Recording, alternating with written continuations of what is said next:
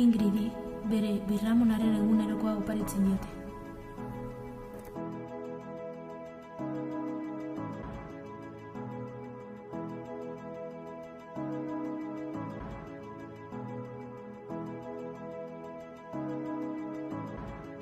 Bere birramona, Carmen, pintorea zen, eta bere egunerokoan gertatutako guztia idazten zuen. Carmenek Ramon tren batean ezagutu zuen, eta bere arte akademiara joan zen. Arte akademian liskar asko eduki zituzten.